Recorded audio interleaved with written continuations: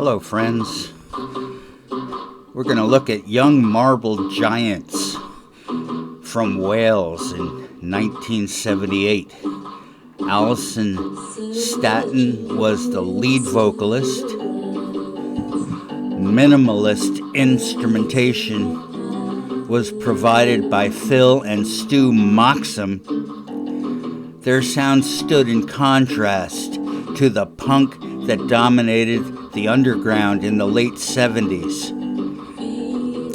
There was one LP, Colossal Youth, in 1980, and it's pretty low tech. I think they wanted it that way. This is one of the first bands to use a drum machine. There was no such thing in the 70s, but a friend of the band, Peter Joyce, was an electronics enthusiast, and he built his own synthesizer, and it made sounds comparable to what Brian Eno provided for Roxy Music and Kraftwerk before that became, widespread.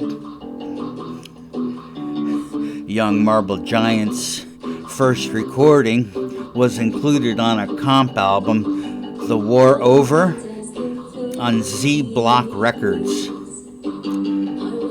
They then signed with Rough Trade and released 2 EPs, Final Day and Test Card, and later a full LP. Their name is a reference from early Greek Kouroi marble statues. No, of course I didn't pronounce that right. I'll spell it Kouroi. Kouroi. Like sour? I don't know. I don't read Greek. I can talk in Latin a little bit. Pig Latin. The sleeve art was inspired by the famous Beatle album With the Beatles, known in the U.S. as Meet the Beatles.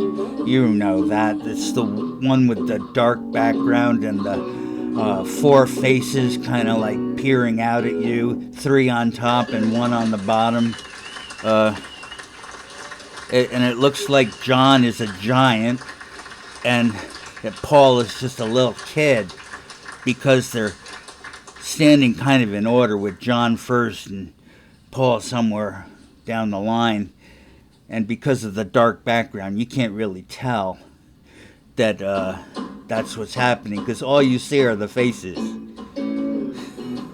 And Young Marble Giants wanted to do that same look for their album, so you tell me, do they succeed?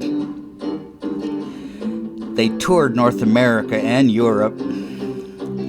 Kurt Cobain said it was a favorite album, and Courtney Love covered Credit in the Straight World.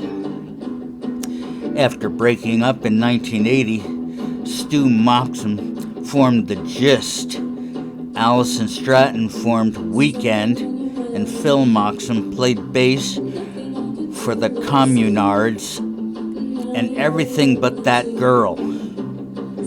Sorry, I meant to say Everything But The Girl. Then, in 2003, Young Marble Giants reunited for a BBC Radio Wales radio special and a re-release of their album Colossal Youth. There was a show, and instead of a drum machine, younger brother Andy Moxham played the drum parts on an electronic drum kit. They continued as a quartet until 2015.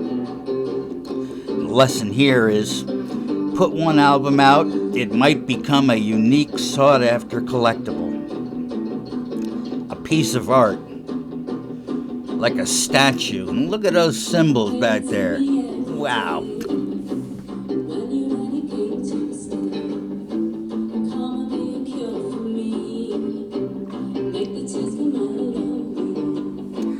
That's all I have on these guys today. Come back and join me again for another show if you would. I would love to see you.